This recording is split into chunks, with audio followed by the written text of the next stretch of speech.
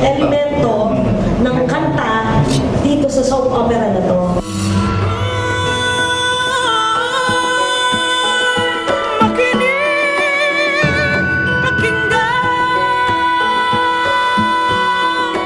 Naiiba ang pamamaraan ng paglalahad ng kwento sa pamamagitan ng musika.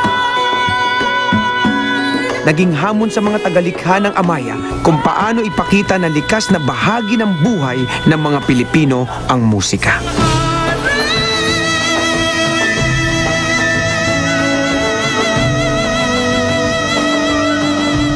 Naging challenge for me yung paano ka maghahanap ng unique sound for the na hindi masyadong katunog ng mga iba nating naririnig.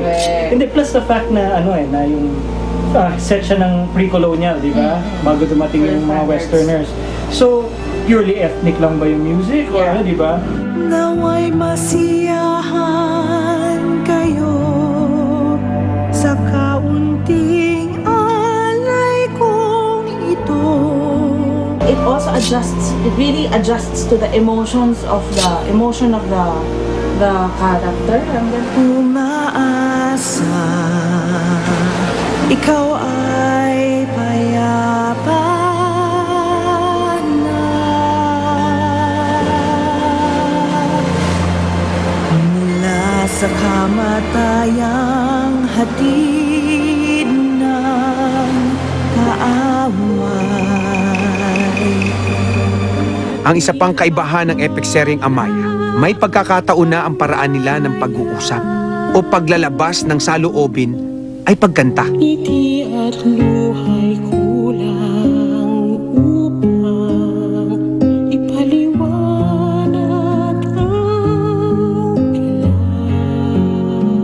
It's kung ano yung sinasabi ng linya, yun yung sinasabi ng music. Tapos, we'll leave a lot of room for acting. The songs are there to push the story forward, Yeah. diba? Mahalagang bahagi ng Amaya ang musika, sapagkat ito rin ay isang napakagandang kwento ng pag-ibig.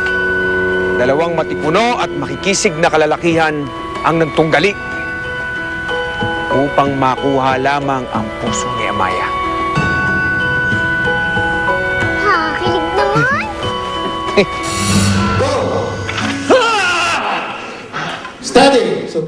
Kung matindi ang naging proseso sa pagpili ng ibang mga tauhan, mas lalong naging mabusisi sa pagtuklas ng dalawang aktor na makakaparehan ng primetime queen na si Marian Rivera. Sino ka binibini? Parang epiko din ang naging journey nila para patunayan na kapag ka-eksena nila si Marian, buhay ang bawat eksena.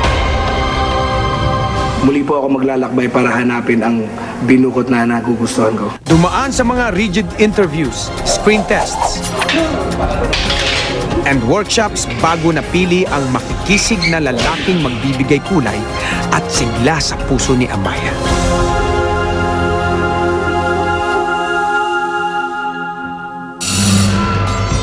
Para sa bagong kapuso na si Sid Lucero, hindi na raw siya nagdalawang isip na tanggapin ng ialok sa kanya na maging prinsipeng iibig kay Amaya.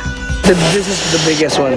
Nung narinig ko nga na epic series yung tawag nila, wala pa naman ako narinig na tinatawag na epic series ever. So this is the first of its kind, I believe. And I also believe that this is the most any network has spent on one project alone. And to be part of it, wow, it's amazing.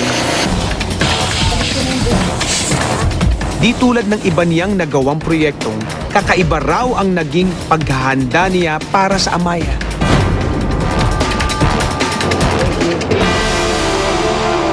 Pag hindi ka nag-practice na hawak mo yung espada, nangangawit ka doon dahil mabigat eh.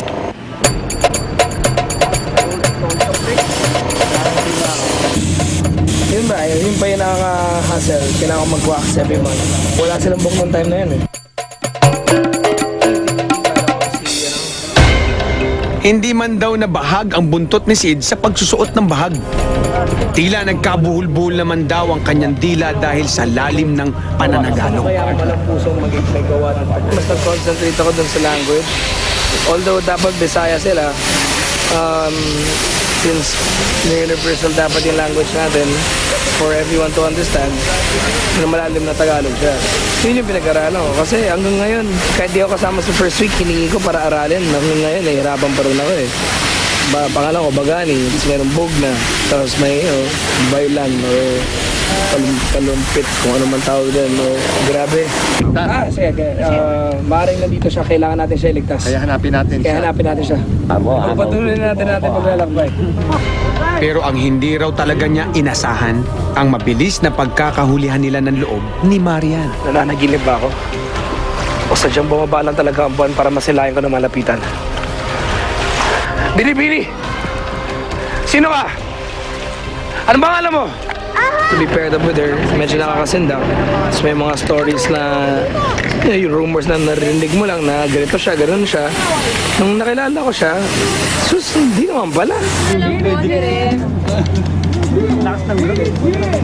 don't know how to explain it. Nakaka-love yung personality niya.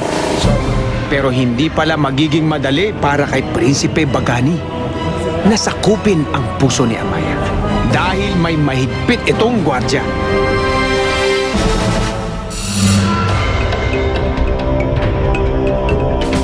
Ako yung mala best friend, pero alam mo yun yung best friend na medyo may love angle na gano'n. So yun, so eventually si Sid, si Bagani, may love interest rin kay Amaya. Ako bilang best friend niya, parang ako na rin yung naging love interest niya.